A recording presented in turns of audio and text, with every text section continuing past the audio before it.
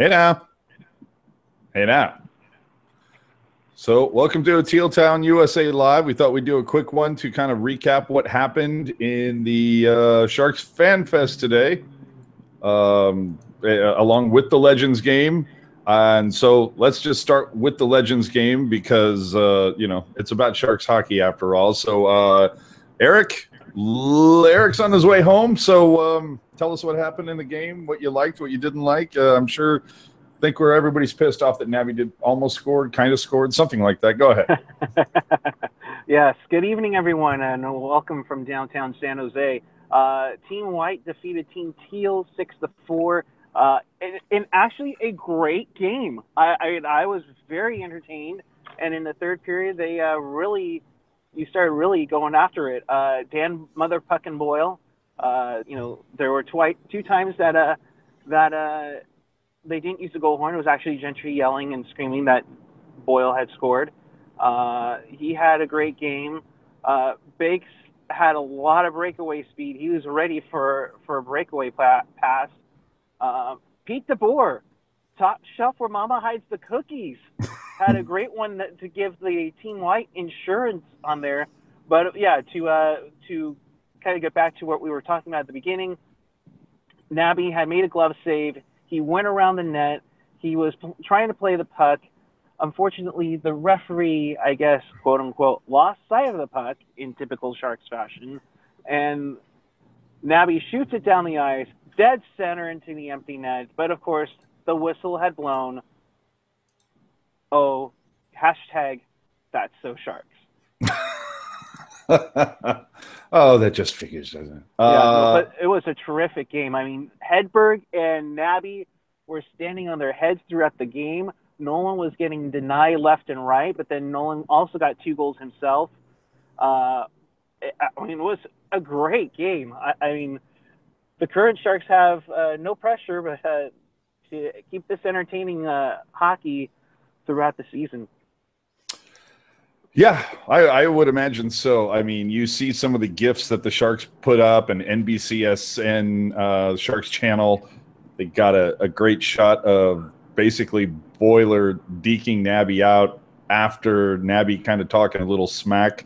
So, I mean, just an all-around fun time, fun game. Good to see all the guys in there. If you follow the Twitter account, they tweeted out I saw a Team White photo. I didn't see a Teal one, but I saw a great Team White one from the dressing room. And it was just fun to see guys in there like Hannon and Nolan and, hell, even Mike Rathje and Marchment. So, I mean, just – obviously, this is something that now that the Sharks have enough history, hopefully this is something they build upon and continue to do year in and year out with when they actually do the Fan Fest. If you remember, the Sharks actually did not do a Fan Fest last season, and I think we all pretty much know that was because of the World Cup of Hockey. Yeah, World Cup of Hockey. I mean, we all saw how condensed and contracted the schedule got. So nice that they were able to kind of put this together. Legend that I was hoping to see out and about in the tank because I was hoping to get my jersey signed was Mark Smith, but unfortunately it did not occur. But let's talk about what did happen out as part of the Fan Fest this year because they've changed it. I mean, the Fan Fest has really kind of evolved. What up, Felix? I see you in the chat. The Fan Fest has really evolved. I mean, the first one I think I ever went to was 95, 96, somewhere in there. And back then, the thing that was kind of cool about it then was that they actually had the ice covered with concrete. And they had a Zamboni down there that was kind of roped off, and you could stand in line to get your picture taken with one of the Zamboni. In fact, I believe it was the Yahoo. I believe it was the Yahoo Zamboni. So you can get a photo with that. And then they had some of the like Drew Remenda was walking around, Sharky was walking around. They would take photos. But the cool thing that they had, at least back then, was that they had players, the way they do it now is kind of, they get a collection of players, 3 or 4 guys, whether it's to do an autograph table, do a photo booth thing now, which seems to be the big thing, which that's like the millennial autograph, right, is the selfie or the photo. So that's what they do now. But before, and unfortunately, and I understand why, but oh man, did you hear that, everybody? Man, Erik just laid on the gas. I'm peeling out. I need to get a Slurpee quick. But back in the day, one of the things that they would do is they would actually just take individual players and put them through in different spots throughout the tank. So if you came along the stairs to go up to section 218 on the left side, that was the line for Mike Ricci. And there would actually be a sign that said, Mike Ricci is signing here. And then you'd go down to the next bank of stairs, and it would be Scott Thornton is signing here, and so on and so forth. And that's how they would do it. But maybe the players got a little bored with that. But prior to that, like I was saying, in the 90s, one of the coolest things, they had the ice covered. They actually had a deal where I remember one of the things that I did was I stood in line that you could play. They had a bubble hockey machine, and you could play bubble hockey, and your partner would either be Brian Marchment or Owen Nolan. Oh. And it was basically first 3 goals wins. So, you'd play that real quick, and then you do that, and then boom, you'd boom. But again, this is before cell phones and all that stuff. So people weren't taking selfies left and right, and people really weren't bringing stuff to autograph back then. It was just fun to hang out with the players. But of course now everybody wants to get a photo. Like I said, new millennial autograph. But today, this is the second time they've ever done the Tank Tailgate. Obviously, last year, again, they didn't do it because World Cup. They did it the 25th anniversary season. And the primary difference that I saw between 2 years ago and today, 2 years ago when they had the Tank Tailgate, and this is 21 and over, it's $75 to do this versus $10. And you get a wristband that allows you 10 samplers that you can use at any beer tent. If you want to get 10 of the same beer, you can. But 2 years ago, there was just a handful of players who participated. It was Burns, it was Paul Martin, it was Alex Stalock, it was Mike Brown. I know I'm forgetting a couple of guys, but it was a small amount. It was like maybe 8 players tops.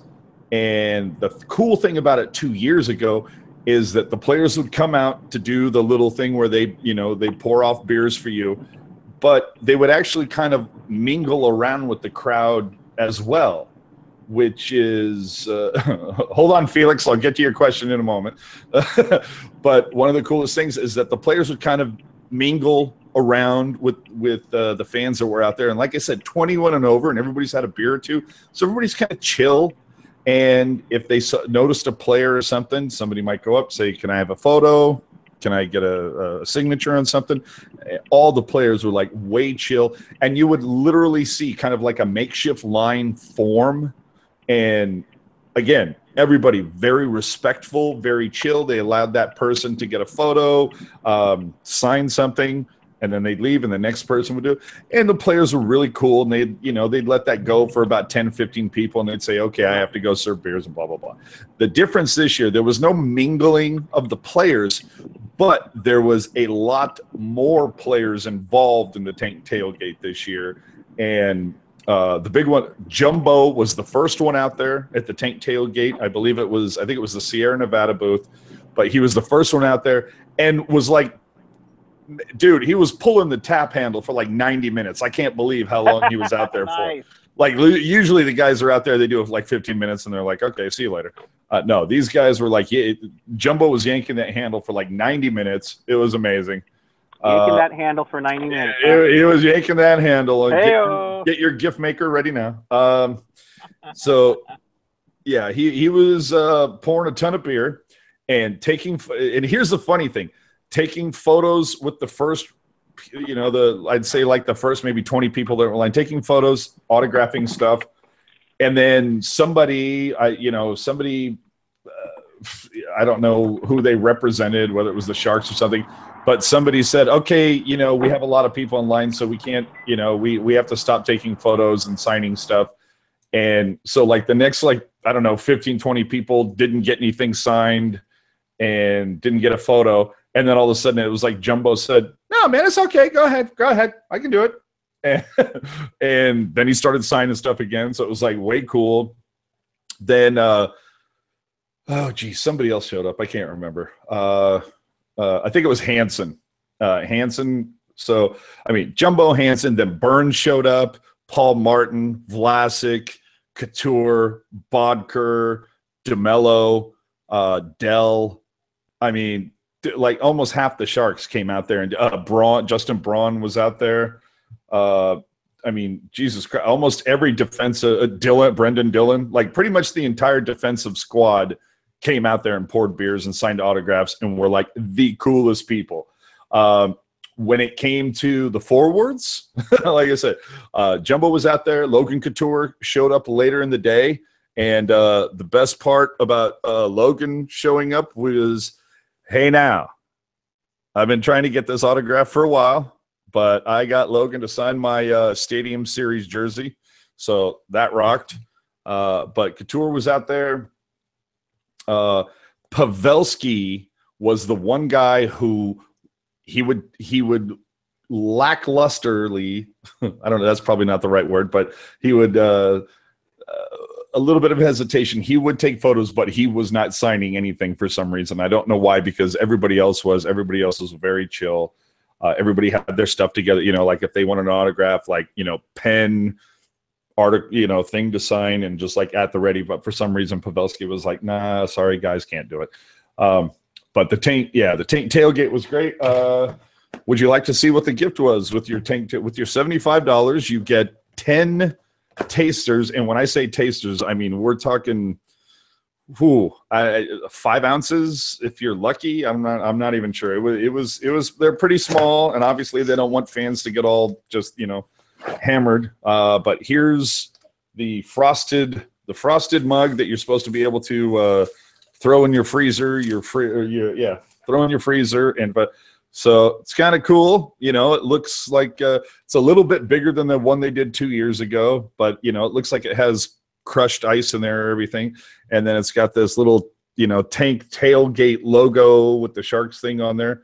So it's kind of, you know, kind of cool. I actually, I'm not sure if I like this better than the porcelain one from 2 years ago, but hey, you know what? Kind of cool. And tons of little swag gifts. You know, every beer company, they've got coasters. One of the things I thought was cool was Gordon Biersch gave out this shark-shaped bottle opener. Yeah, little chum thing with the Gordon Biersch logo on the back. A nice padded. I love the padded ones. You know, like here's your normal, like here's my drink coaster that the Sharks did I don't know how long ago. You know, wooden. You know, this. You know, it's wood. It's rigid. You know, it's not bending. But this is one of those nice foam ones, but a nice little chum coaster. Like I said, sunglasses, you know, a lot of little tchotchkes here and there. But the really cool thing, too, is that they had some Sharks territory signs. And my buddy, Brettman, he grabbed one and ended up getting one of these signed with, it was Logan. Donskoy was another guy who came out and poured beer. So Logan, Donskoy, Jumbo, Burns, Vlasic, Dylan, Martin. Yeah, I want to say you might have gotten DeMello too. So all those guys. And, of course, I got this one specifically for Miss Rocket Backhander. You can see at the bottom, it is signed by Brendan Dillon and by Paul Martin, and it actually says to Rocket, which I asked Brendan Dillon to do. So, yeah, basically, I think Rocket owes me her firstborn from this. I'm not sure. Evidently, I was supposed to ask both of them about having a burrito when they're in Nashville, but what are you going to do? So that was the Tank Tailgate. If you get the option to do it, I totally recommend doing the tailgate. I know $75 is a lot more than $10 to go in, but I'm telling you, when you go out there, it's just much more. It's much more of a chill vibe. Everybody's, just way cool. And then when you go inside, then it's just lines for days, and you have no idea who's signing. It says Barracuda, it says alumni. I looked at one line that said Barracuda/alumni, and there was nobody in line for it. And so I went to the top, and it was 4 players that I'd never heard of. Yeah, no, it was. There was a short line when I got in, and I was like, well, I'll get in this one right away, and I ended up getting Adam Haluka, Rourke Chartier, Danny O'Regan, and Julius Bergman to sign a little Sharks territory sign. So that was pretty cool. I figured that I better get something before I sit in line, and sure enough, I sat in a line for a good hour and a half. That was originally a photo booth with Joe Pavelski, and it ended up being an hour and a half later with Ryan Carpenter and Barclay Goodrow. See, there you go. And I saw Gentry got a great photo with Tomas Hertl. Yeah, he picked a better line. Yeah, see, and that was the whole thing, is that I saw some photos sent out later after I had actually already left, that I didn't even realize that they were also doing some signings at the club level, which I'd never seen them do before. So that was, I believe, prior to the public for that was a season ticket holder event. 65 members, and I think even the members that have been around for 25 plus years actually got to see a Sharks practice at like 10:30 this morning. Oh, very cool. For the people on the Google chat right now, yeah, Sleepy, yes, you can hear it. Yeah, it's a plastic mug. It ain't glass, it's plastic. Like I said, though, I'm not sure if I like this more than the one from 2 years ago. Maybe I might have to have Eric vamp for 20 seconds while I grab the other one. But yeah, sure. No, to contrast and compare. Hold on, there was another question I thought we got. Oh, yeah, Felix had a question. Felix. Oh, his question was, "What's up, guys?" No, he says, "Have the lines at SAP Center ever been that long for a photo booth or an autograph?" You know what? These did feel a little bit longer. Now, that's really not saying a whole lot, because historically, over the last few times that they've done, fan events, the lines have gotten insane, and I think part of that. I think part of that is, again, I remember going to like a Teal and White game in 05, 06 or somewhere in there. When you came in, they would actually give you a piece of paper that would have, okay, these 5 guys are signing here, and these 4 guys are signing here, and so on. And so they at least would let you know where those, where the player that you're really, really interested is going to be. And if you were lucky, you definitely get through one line, and if you were lucky, you might get through a second line. And that's just the way it was. So you'd bring your, the 2. Hopefully, if you had like 2 jerseys that you really wanted to get signed or something, you would do that.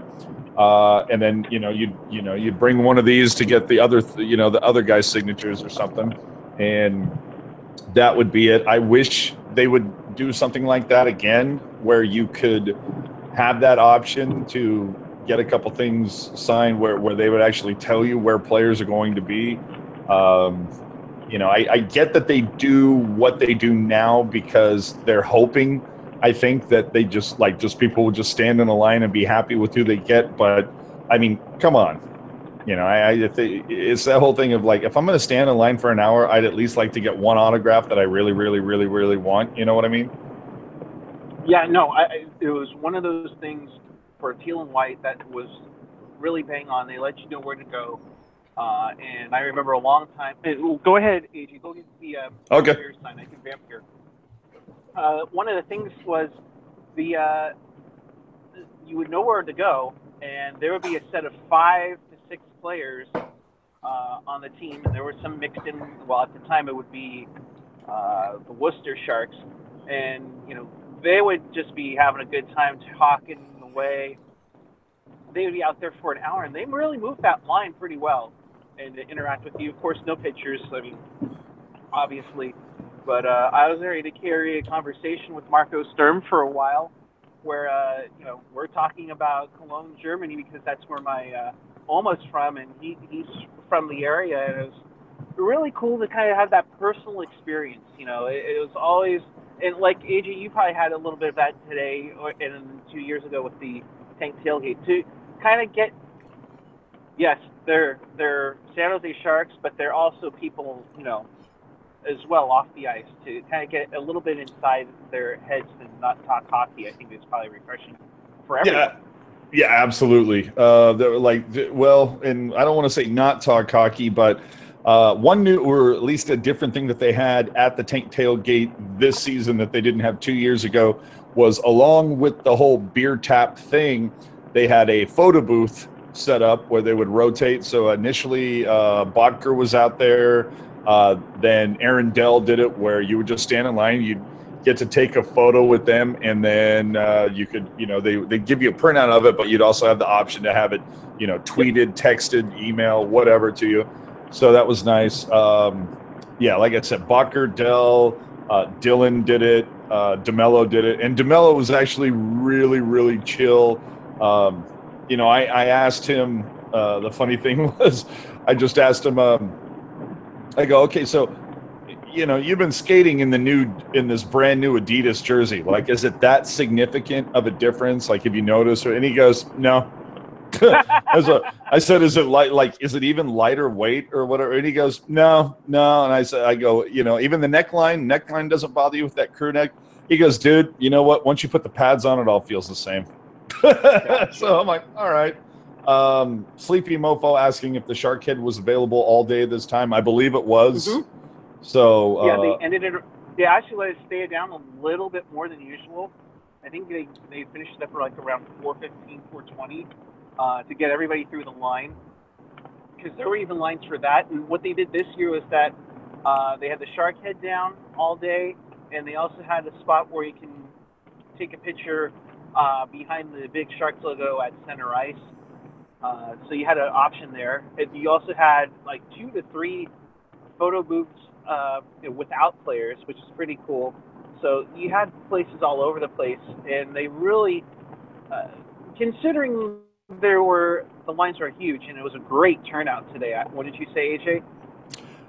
I think the internal part, the $10 tickets, those FanFest tickets, I think was, honestly, if it didn't sell out, it felt like it was. Like, honestly, if they say, let's just say they sold 10,000 tickets, it would have been nicer if they would have limited it to, say, 8,500, because it did feel pretty packed in the tank once you got in there.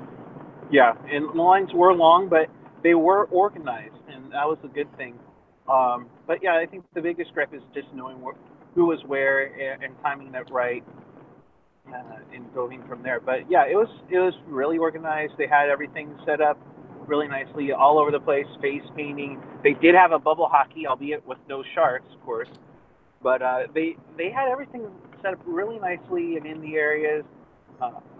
Food was available all over the place, so that's always a good thing. But overall, a fun experience, and got to talk with a ton of people that watched our show, and handed out some info cards throughout the arena promoting us. So by all means, if you're watching us today, please subscribe and hit that precious little subscribe button on YouTube, and follow us on Facebook, Twitter, and Instagram to get the full Teal Town USA experience. Back to you, AJ. Yes, tell a friend, please. And you can see on my face, like I'm looking at at myself on the screen, and I can see I look like, oh my God, you're red. Oh, dude, I look like a turnip. I got a lot of sun. Sleepy Mofo. Yeah. Yes, Sleepy Mofo asking the difference between the mug this time versus 2 seasons ago. So here's the again, plastic, but this is meant to be put in the ice box and get this thing ice cold. And here's the one from 2 years ago that was ceramic.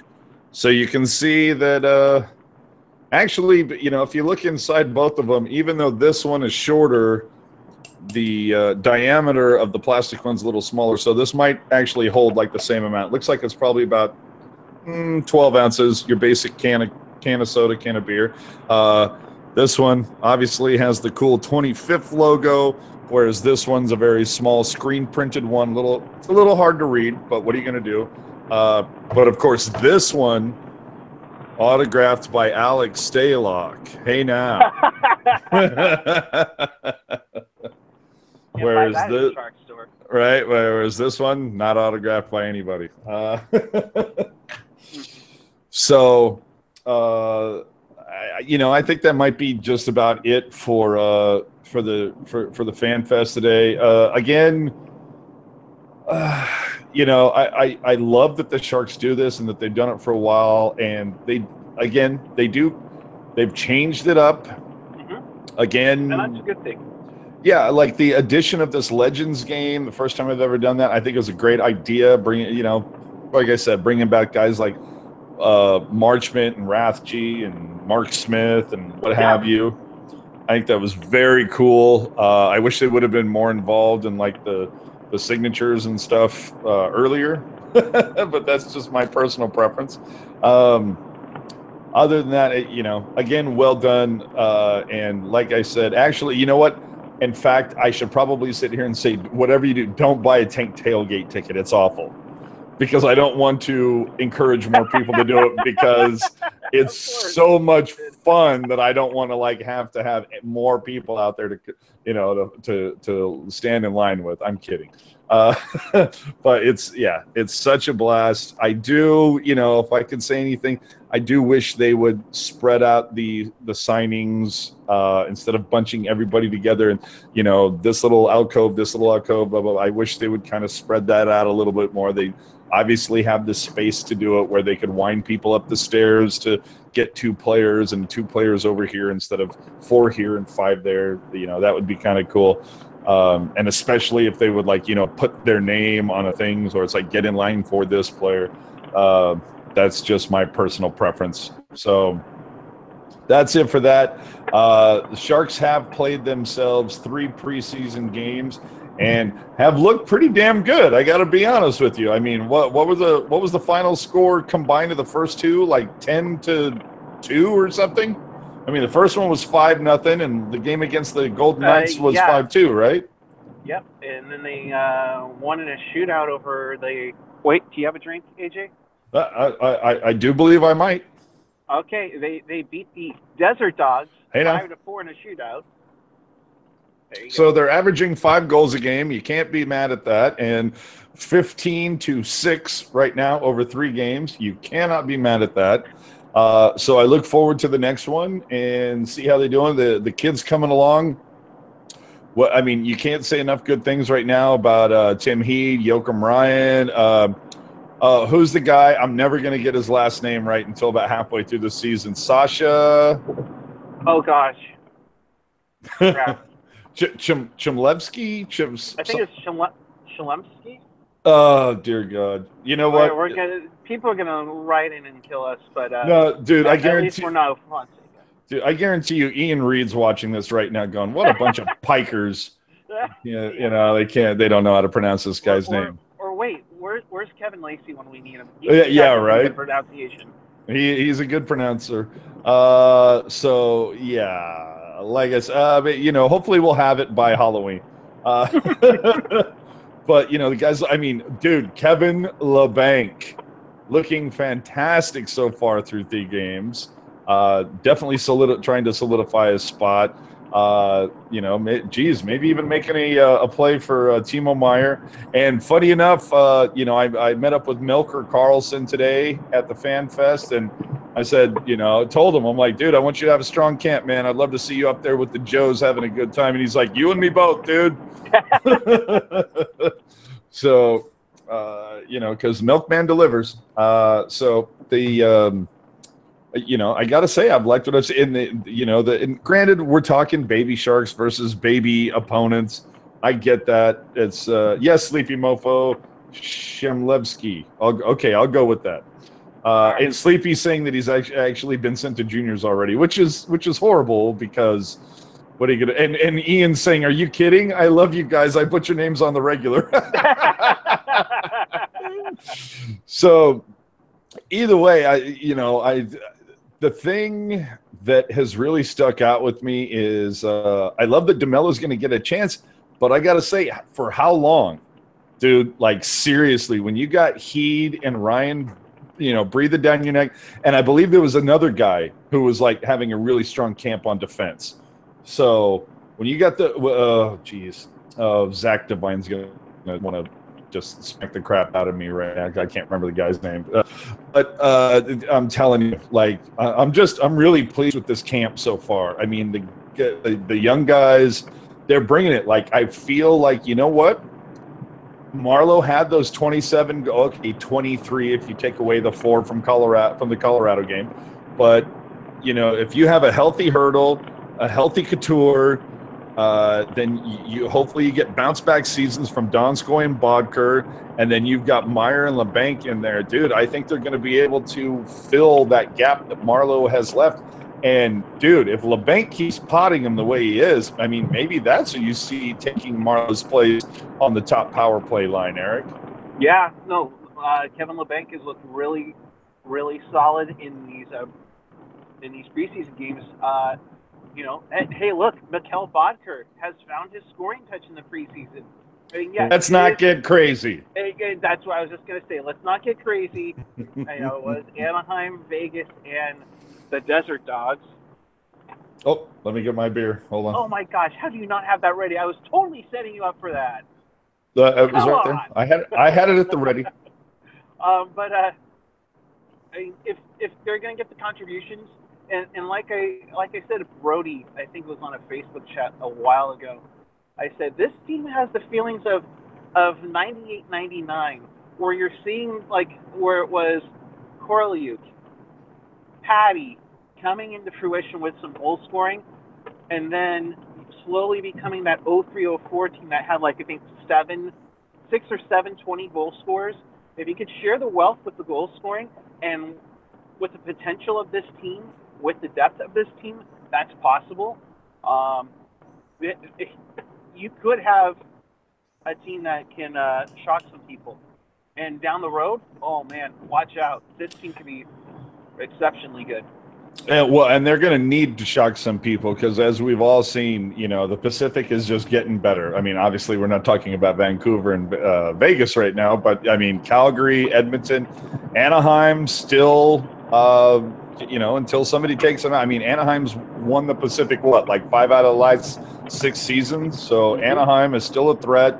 LA maybe has drifted off a little bit, but I mean, dude, Calgary, Edmonton, and Anaheim, those are going to be the guys that the Sharks are really going to have to get through. And right now, Doug Wilson with, $8.7 million in the cap right now has not made a significant move during this off season.